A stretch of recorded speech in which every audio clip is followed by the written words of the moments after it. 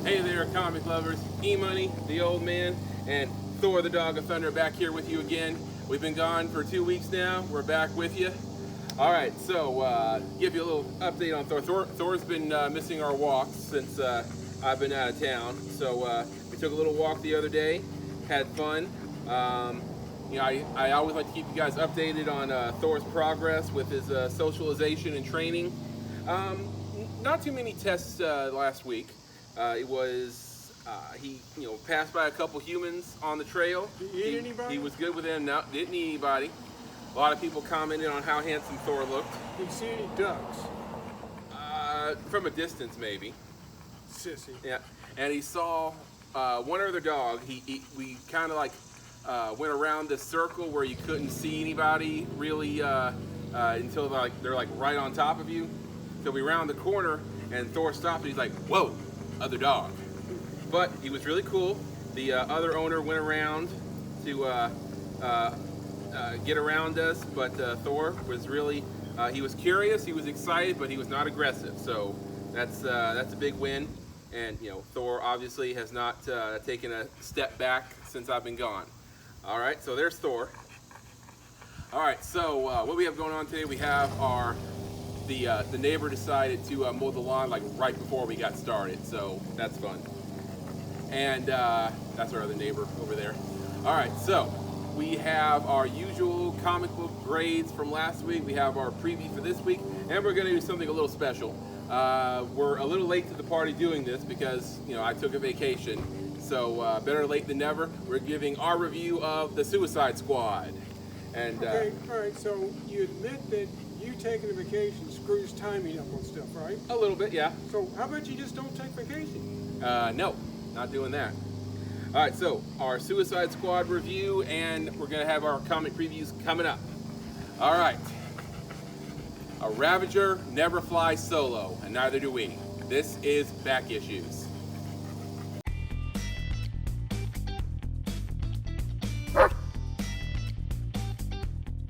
All right, comic lovers. So before we get started today, don't forget to subscribe to our channel, turn on your notifications, give us a thumbs up, and if you like, leave us a comment. Let us know how we're doing here. All right, so we are giving our review of the Suicide Squad. And for that, I have our Suicide Squad lineup. All of this is available at our weekly garage sale, and I'm going to give you more information on that at the end of the video. So, what do we have here? We have Suicide Squad #1 from New 52. It is the Ivan Rice 1 in 25 incentive variant. So pretty cool there. Then we have, over here, we have Batman Adventures Mad Love. That tells the origin of Harley Quinn. So pretty cool. Then over here we have, we have Peacemaker #1. This is all the way back in the Silver Age before Peacemaker was bought by DC Comics. So this is It wasn't just Peacemaker they bought. They bought all of the Charlton Comics characters. It's a Charlton comic there. So Silver Age Peacemaker #1. And that is not the first appearance of Peacemaker. Peacemaker's first appearance was in a book called Fighting 5 #40. Okay. Now, if anybody finds a copy of Fighting 5 #40, you need to let us know because we would like to obtain it from you. Yep, absolutely. All right, over here we have Superboy #0, which is the first cameo appearance of King Shark. He shows up in the final page of this issue. When you say cameo, it's like his teeth. Right. So there's first King Shark, and then over here we have Superman #4. This is the boy. Oh, Superman. Yeah, #4. it's This Superman. is Superboy. Yeah, Superman #4, first appearance of Bloodsport. And this is actually the issue that is referenced at the beginning of Suicide Squad, of the Suicide Squad, when Amanda Waller is talking about why Bloodsport is in prison. It's what he does in this issue. Well, this might be a cameo, but this whole comic has got Bloodsport in it. Full appearance. All right, so that's our Suicide Squad lineup, and like we said, available at our weekly garage sale. All right, now, the movie. Now, I know we're kind of late to the party here. It's been out for at least 2 weeks, so if you haven't seen it already, that's kind of on you. But just, so I warn you, spoiler alert. There are some spoilers in here, so if you don't want to hear them, I want to skip ahead forward a little bit. Yep. All right. So first of all, I just want to say the Suicide Squad is nothing like the first movie, Suicide Squad. All right. First off, why couldn't they have called this Suicide Squad 2? I mean, the name of the two movies are Suicide Squad and The Suicide Squad. Man, I'm old. I'm going to forget stuff like that and get confused at some point. Silly filmmakers. Right. All right. So it's definitely got the James Gunn twang to it, the James Gunn feel, right? I don't know what all that means, but it's a good movie. I mean, I think, if I remember correctly, the first Suicide Squad movie, like they saw what they had done with the first Guardians of the Galaxy movie, and made it fun, and it gave it a fun soundtrack, and so they tried to do that with the Suicide Squad, and they gave it a all these different random tracks on their soundtrack, and tried to make it more fun. I think they did a lot of reshoots, and it ended up being a bit of a mess. So now, okay, here we've got another situation where everybody's hating on the first movie. Everybody was hating on Daredevil. Everybody's hating this, hating that. Why can't y'all just enjoy a movie? Why do you got to be hating? Don't. I thought the first movie was okay. It wasn't as good as this one, but it was okay. Don't bring up Ben Affleck Daredevil, the old man. He'll fight you. Nothing wrong with that movie. He'll fight you to the day he dies. Nothing wrong with Ben Affleck. Yeah. All right. So, whether you love it or hate it, it's very different from the first movie. I'll give you that. All right. So the thing starts out. I mean, just like I tell people with Game of Thrones, don't get too attached to anybody. Well, what's the hell the name of the movie? Suicide Squad. Okay, first word of the movie? Mm-hmm. Suicide. Yeah. So, yeah, there's going to be some people dying. And you know what? It's like you start out the movie, and it's like, oh, well, this guy's played by Michael Rooker. They're not going to kill him off right away. Sorry. Waste of a good actor, I'll tell you that. Mm-hmm. And they killed off what I would consider almost an A-level villain. Yep.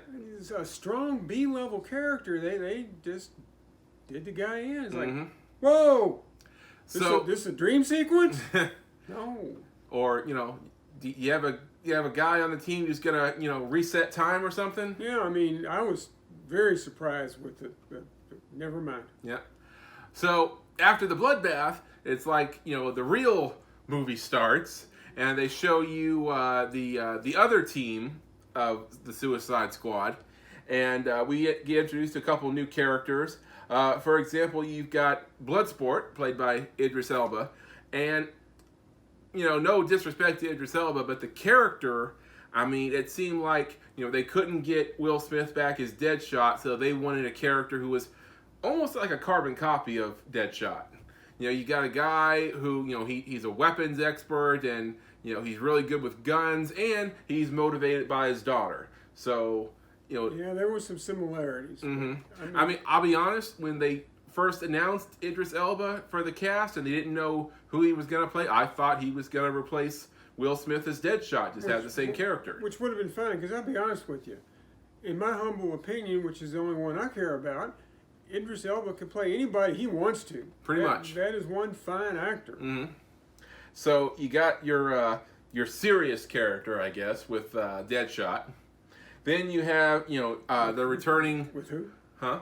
Serious character with who? With Bloodsport, sorry. Busted. Yeah. So then you have the returning Harley Quinn. And the way they bring her back in that scene, in their first scene, it's like, okay, is she arrested and she got the explosive in her head, or she just dig doing this? Yeah, I think they say that she has an explosive in her head, but anyways. So Harley Quinn is one of the very few returning characters from the first movie, and without a doubt the most popular character in the franchise. And I really love seeing Harley's character development throughout these movies. She starts out being we see the flashback scenes of her falling in love with the Joker, and then, she's the Joker's property, Daddy's little monster is what it says on her jacket. And, then we see the emancipation of Harley Quinn in Birds of Prey. And now we see this movie where Harley is her own woman now. And, she, doesn't belong to anybody. Well, I've got an opinion on little Miss Margot Robbie. Okay. She is a member of a very elite group of actors that, in my opinion, are the only actors who can play certain iconic characters. Mm-hmm. Robert Downey Jr. is Tony Stark. Mm-hmm. Hugh Jackman is Wolverine. I mean, it's a short list. Mm-hmm. And she is Harley Quinn. Yep.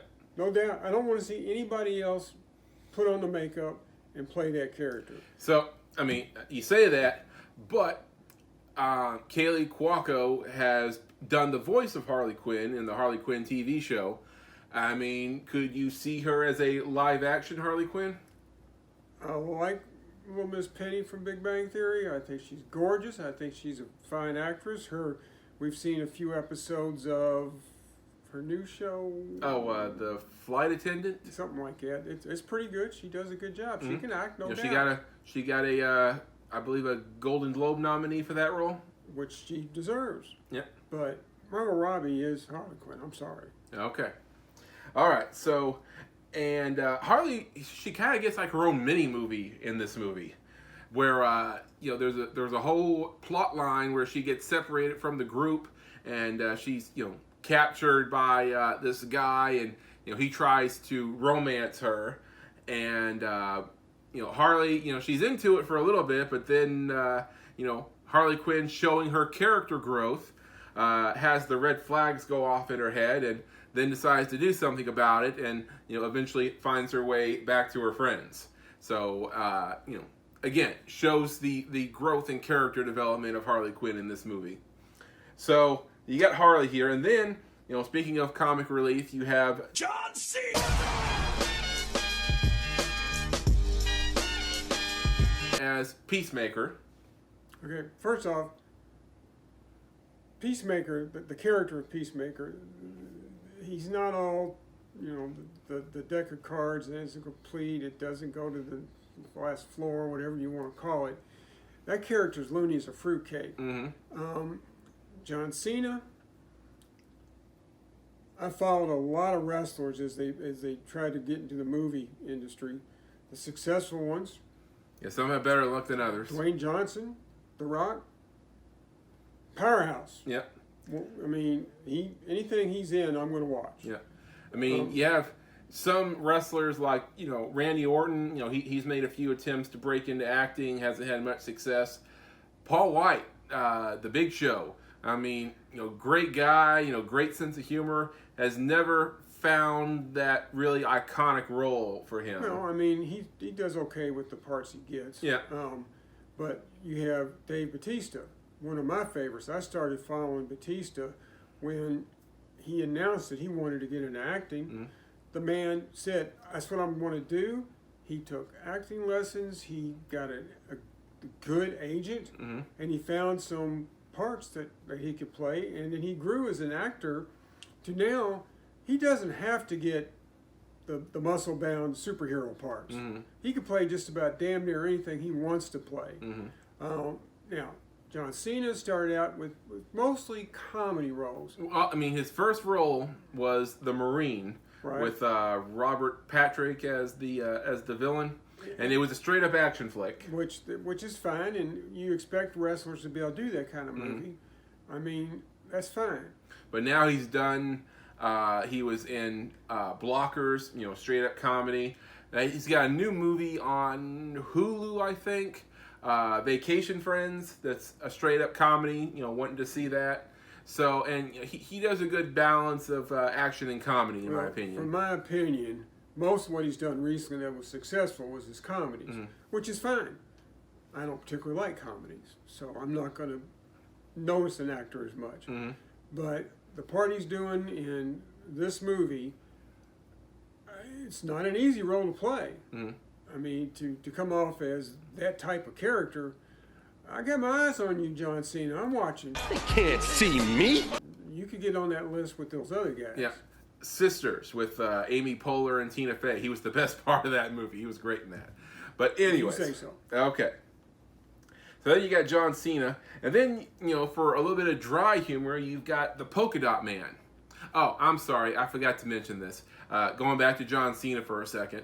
I remember seeing his interview, and he asked how he got the role. And they say they want him to play Peacemaker. And he asks them, tell me about the character. What's he like? What's Peacemaker? Right. And somebody said to him, imagine a douchey Captain America. And John Cena was like, I'm in. So that's how he got that part. All right, so on to Polka Dot Man.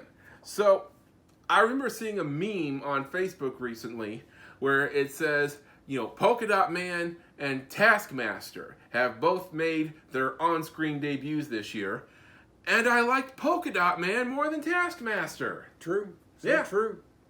I mean... They screwed the pooch on Taskmaster. Absolutely. I mean, they took a really great villain, like a bottom A villain. Mm-hmm. I mean, this guy is awesome in the comics. And first off, they changed him to female. Not my problem. That's not why I don't like the character. Mm-hmm. That's fine. It's what they did with the character. Mm-hmm. They made the character basically a drone. Mm-hmm. I mean, just like they screwed up Bane in that damn horrible Batman and Robin movie, Mm-hmm. they screwed up Taskmaster. Yep. One of my friends in the comic book world, Taskmaster might be his favorite villain.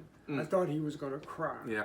And I don't blame him. Mm-mm. You screwed that one up, Marvel. Mm-hmm. Screwed it up. All right, so rounding up the team, you've got, Rick Flag back, like we said, one of the few people who come back from the first movie. And then rounding out the team, you have King Shark and Ratcatcher number 2. Ratcatcher number 2, they kind of play her off as just a typical lazy millennial. And King Shark, he kind of rounds up the humor. I'll be honest with you. I thought both those characters stepped up. Oh, yeah, absolutely. I wasn't expecting to give a flying you-know-what about either one of those. And they were pretty good. Yep. So then we get to the villains.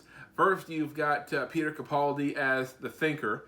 Now, it's always cool to see Doctor Who character or Doctor Who actors in, post-Doctor Who work. Matt Smith and David Tennant have done pretty well for themselves post-Doctor Who. Peter Capaldi, I have not seen as much of him, so it was nice to see him in this movie. I kind of question the Thinker in this because if you watched The Flash, there was a whole season of The Flash where the Thinker is the main villain, and the whole thing was, they're trying to, outthink the Thinker, and, he has, accounted for every variable, and he has calculated the percentages of what the heroes are going to do to try and stop him, and, they can't outsmart him. He's always 2 or 3 steps ahead of him. Right. That's the whole point of that season. In this one, I don't know. The Thinker just kind of comes off as a slightly above average type villain. He's not somebody you have to... It wasn't the best written villain I've ever seen. Right. But it was adequate. Yeah. So there's Peter Capaldi. And now we have the star of the show. Get it? God, I wish you wouldn't do that. We have Starro the Conqueror. And I've talked to a lot of people about this, and a lot of people have a problem with it, saying, come on, man, we got a freaking giant starfish in the movie. What kind of crap is that? Hey, don't be hating on James Gunn for that. It's in the comic book. If you go back to the first origin issue, first appearance of the Justice League, it was in an issue of Brave and the Bold. Look on the cover, they're fighting a giant starfish named Starro. And if you get right down to it, it's a pretty horrendous villain. Yeah. This thing shoots out little starfish. They grab you like an alien face hugger, and they turn you into a mindless drone, basically a zombie that obeys every command that Starro gives it. And in this movie, they tell you that once the little starfish get you, you're dead, right? You're just... I think that's what they said. Yeah. Which, it's a good thing that... there was nobody you really cared about who was getting hit with starfish, right?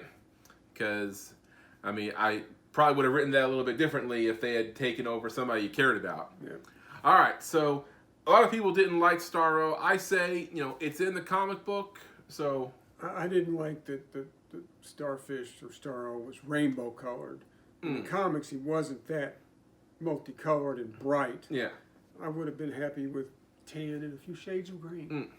Now, a point towards the ending, and I've already told you guys, spoiler alert, in the final ending where Harley jumps into Starro's eye, and she's like swimming around in his fluids for a little bit. So in the first movie, you see the flashback scene where Harley jumps into the vat of acid and Joker pulls her out, and she's got the pale skin like Joker now. When she comes out of Starro's fluids, does it look like her skin color has returned? I mean, it kind of looked like that to me. Maybe I was imagining it. I'd have to watch it again, and I won't until it comes out on DVD. But maybe. I mean, if you guys notice that, let me know about it in the comment section. Well, I'm sorry. Harley Quinn's got to have white skin. Yeah. She needs it. Okay.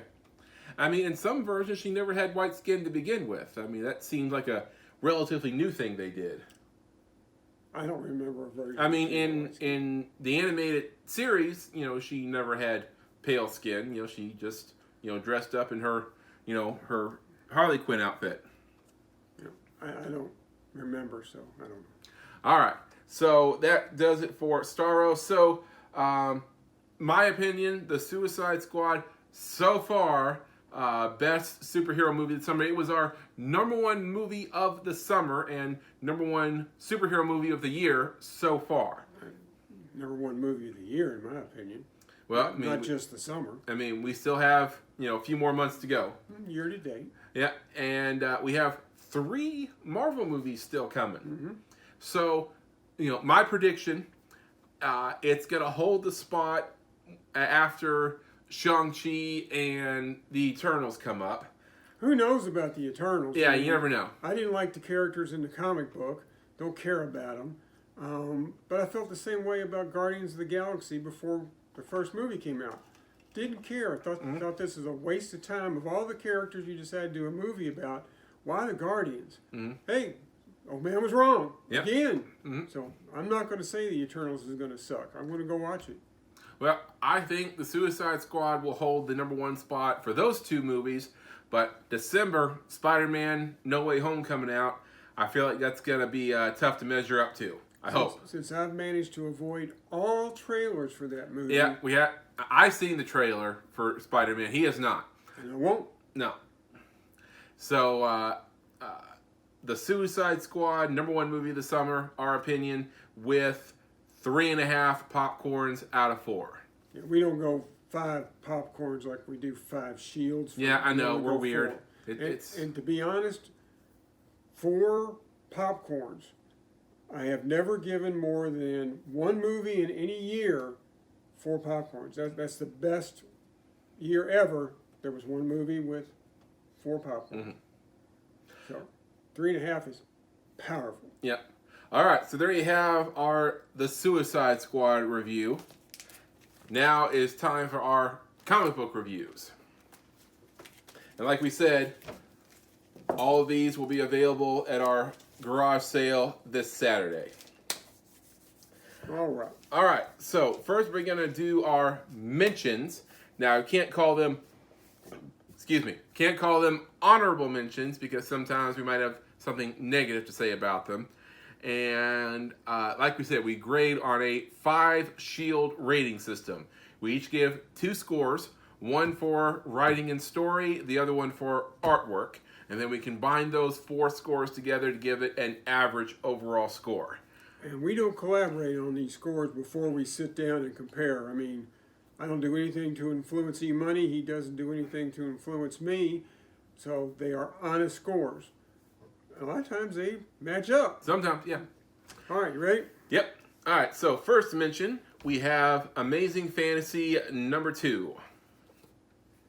Now, the first issue, we followed Captain America, Spider-Man, and Black Widow as they somehow were zapped off wherever they were at. Some sort of fantasy world. To some alternate dimension, alternate world. It feels like the Savage Land, but it's not the Savage Land.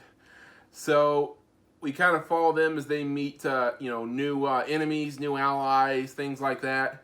The artwork is okay. I feel like it could have been a little bit better, but, it'll do for this story. Well, we both scored it 4 shields for the writing, 3 shields for the art. All right, so that means it ended up with a 3.5 shields overall score? Correct. All right, so there you have that. Next up, we have, this is a perfect example of why we call them mentions and not honorable mentions. Well, kind of mixed on that. I mean, this is Batman Reptilian, number 3. I think, who is it, Garth Ennis that writes that? Garth Ennis. Incredible writer. I mean, he does a super job telling the story. Mm-hmm. Unfortunately, he doesn't have any art backup, per our opinion. Yeah, Liam Short, who did the artwork for this, and this is hand-painted, not drawn.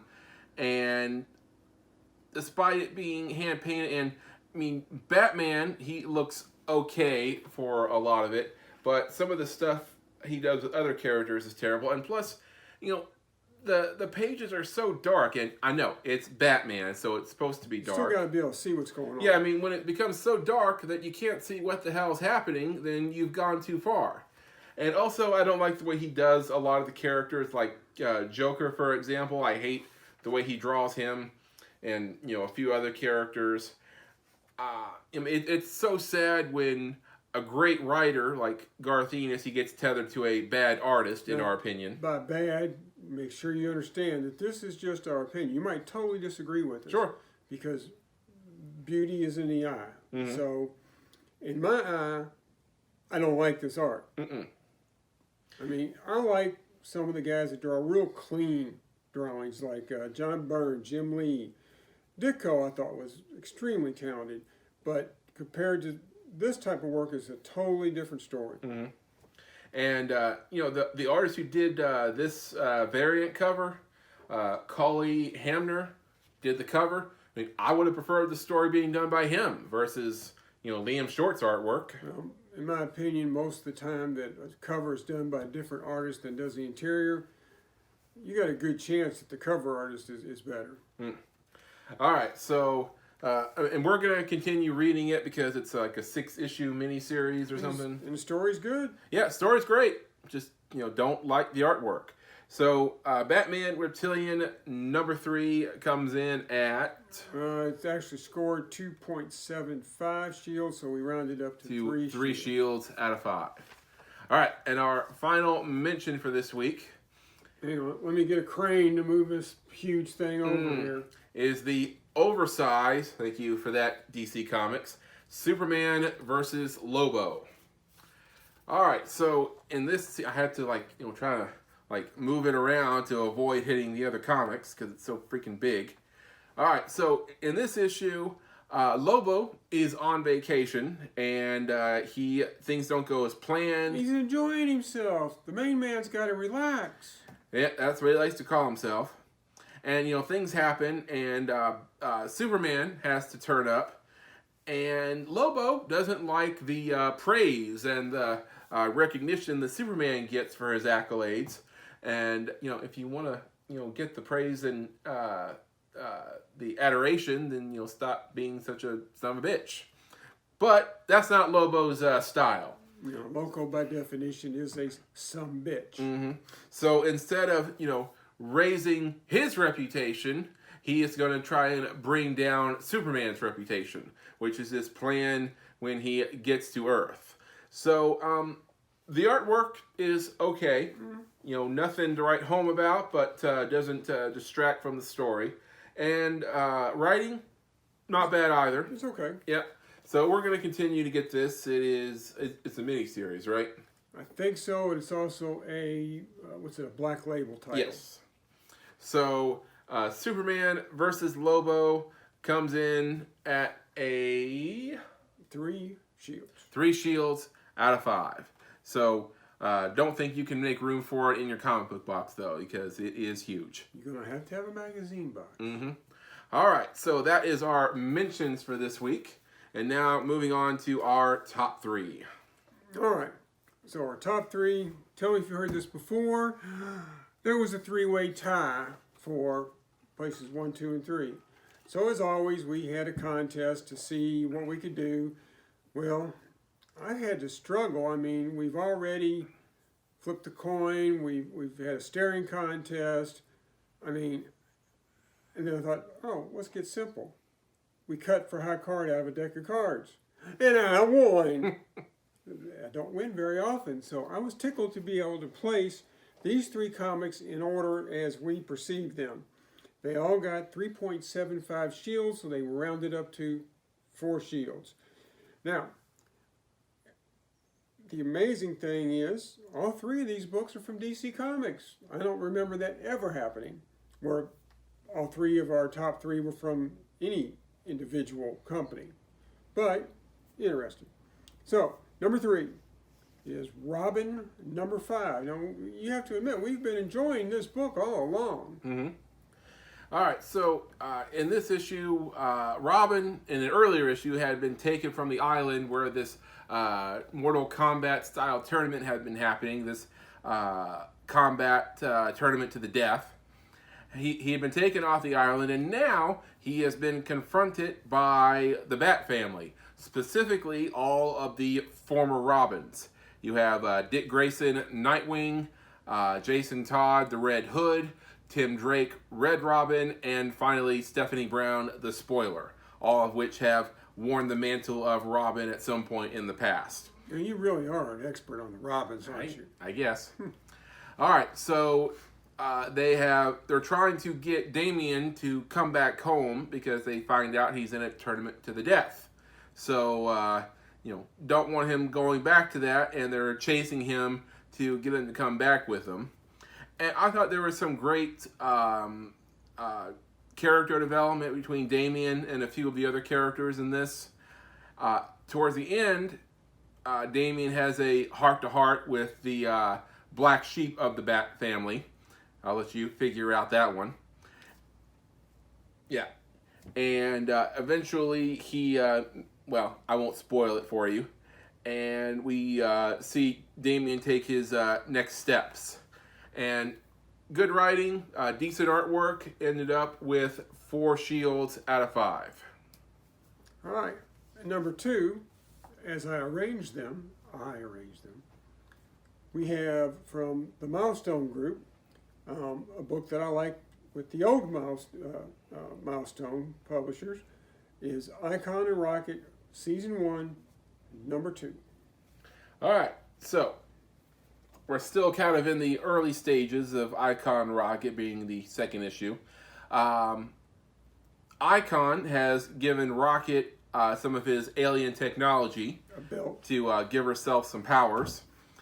And they are cleaning up their neighborhood. They are pushing the drug dealers out of their neighborhood. And the politicians and the police, they don't care for it. Yeah. They don't like the vigilantes getting involved. I mean, you think, in a perfect world, you're cleaning up the streets, getting criminals, and, the kids are safe. That's all that should matter. But, alas, it's not a perfect world. Well, that's all that matters to the people that live in the neighborhood. Yeah.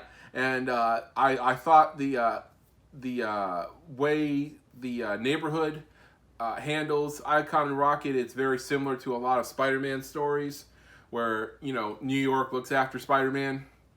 And, I say that, I think of a lot of scenes from the movies, the train scene in Spider-Man 2 and the crane scene in Amazing Spider-Man, all that cool stuff. And, right there in the fields. Don't get choked up. Yeah. All right, so that part of the story was pretty cool. But the thing that kind of put it over the top for me, getting it into the top 3 for this week, was the flashback scene near the end of the issue, where it was after Icon crash lands on Earth in the 1800s. And at this point, he had forgotten who he was. He had forgotten his powers and his memories. And eventually, he figures it out. He remembers who he is, and he rebels against slave owners and actually throws them off their own plantation, which I found extremely satisfying. Well, whatever you know about the Civil War, the story in this comic book absolutely destroys that history. Mm-hmm. They're saying it didn't happen the way you think it did. Yep. So, 2 great plot points in one issue. So, Icon of Rocket number 2 ends up at our number 2 spot with 4 shields out of 5. All right, last but not least, our number 1 spot. I just like Batman. Mm-hmm. What am I going to say?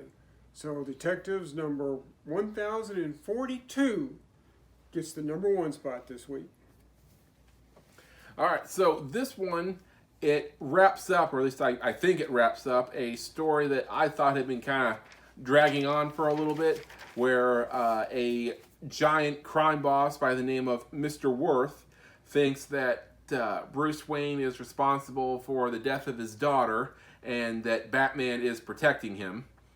And we see Batman confront him, and some unexpected things happen that Mr. Worth didn't anticipate. But we see some great teamwork from members of the Bat family in this, because we all know Bruce can't always do it by himself. And also we get a pretty decent Beast story featuring the Red Hood in it. Yeah, we've not given backup stories a whole lot of love in the last few months. A lot of times I get to that Beast story and I'm like, but this one, they introduce a new character in the first part of the story. This is the second part. Mm-hmm. And I would have thought, if you told me who the character was, what they were, it's a reporter. Mm-hmm. It ain't Lois Lane. Nope. I would have been like, blah. Mm-hmm. But they've actually managed to make this character and the story that this character is involved in very interesting. Yep. Pretty happy with it. All right, so Batman Detective Comics 1042, 4 shields out of 5, our number 1 pick for this week. All right, so what do we have going on for this week's releases? Well, historically, we usually get around 14 comics a week. Short week. I only have 9 down. Oh. But there's 2 new titles. Dark Ages, number 1. And imagine this, another Batman title. Batman Fear State Alpha, number 1. Okay. I think that's going to be one of those stories that just goes across all kinds of different comics. Yeah, they advertised for it at the back of Detective Comics this week, so... Okay. Now, because it was a light week, I did what I've done in the past, where I picked a couple independent books and thought they looked interesting, don't know a lot about them. But if you remember, that's how we discovered Redemption and, a few other books that we enjoyed. So I picked out Almost American number 1 from Aftershock Comics. Don't ask me what it's about, because I don't remember. And Telepaths number 1 from AWA. Same story. I couldn't tell you what it's about. Okay. But it looked interesting. All right, so there's our recommendations for this week. Tell us what you think about these issues, if you agree or disagree. And also, don't forget to check out our garage sale this Saturday if you are interested in the Suicide Squad line that I showed you earlier. And what the hell, let's throw up our advertised keys for this week. Right here you have some of our big keys that we're selling this week. And, this isn't the full list. I mean, we have literally thousands of comic books for sale. It's a small comic book shop. It's a pop-up comic book shop. So, come browse our selection. We have comics, we have toys, DVDs, all kinds of fun stuff. Just about anything, the type of things you might find in a comic book shop, we have some of all of that, pretty much. All right, so... Yeah, just let me interrupt here for a second. If y'all watched our reaction video that we dropped last Wednesday, EMoney wished the old man happy birthday. Well, it just so happens that we're filming this on Monday, August the 30th. And guess what day that is? EMoney's birthday. So y'all give him a few shout-outs like you did me. And what are you now, 48, 49? I am 37, still holding on. So you're still a young whippersnapper.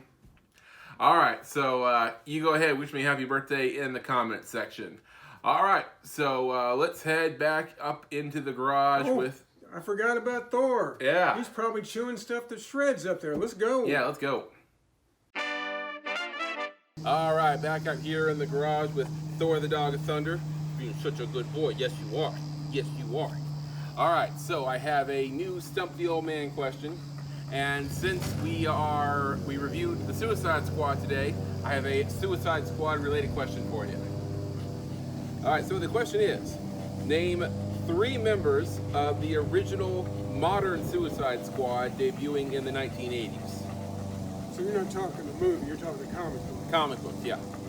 Gee. Well, I think Flag has been in every carnation of the Suicide Squad, but I'm not going to count him because he don't have a bomb in his neck. Okay. Doesn't count. Are we doing spoilers? No? What? No spoilers. Okay, no spoilers. Okay. All right, so Captain Boomerang Mm-hmm. was in the original team. There was a big guy. It wasn't Killer Shark. It wasn't Solomon Grundy, but it was one of those big guys. I can't remember who it was. Deadshot. Mm-hmm.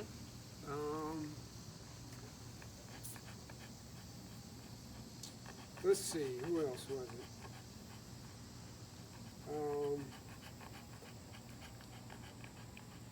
The big guy was Blockbuster. Oh, okay. There you go. And Enchantress. Okay, we only need 3. I don't care. All right. If I know more, I'm going to give it up. There's another one that I know. So I can't think the of it. websites I consulted, they did count Rick Flag among the team. No. One even counted Amanda Waller, but I'm not counting that. No. Other members of the team included Karen Grace. Who? I don't know. Karen Grace. Jess Bright. Who? I don't know. And Dr. Hugh Evans. Who? Those are the ones I don't know. They might have been like the voluntary members of the team. I'm not sure. Other members that you might be more familiar with are Bronze Tiger, That's the one I couldn't think of. Deadshot, Captain Boomerang, Enchantress, and Blockbuster. I got most of them. All right, so you got all 3. So I got 4. Okay, you got 4. Old man wins this round. Bonus points. That way when I miss one next week, doesn't matter. I already got it. Sure. All right, that's going to do it for another episode of Back Issues. Next week, we're back with more comic book reviews, comic book previews, and, you know, we might throw in something extra for you. You never know. We might do something besides the Stump the Old Man. Maybe. If I can think of a movieism. A comic book movieism. All right, guys. We'll see you next time. Excelsior. All right, true believers. I'm going to get real with you. I don't think anybody watches to the end of the video. I don't think you ever hear what I have to say when I say true believers. So, here's a test for y'all. If you hear me say true believers, say something in comments, okay, or yay, old man, or we love you, old man, or something, so I know that you actually heard my true believers comment.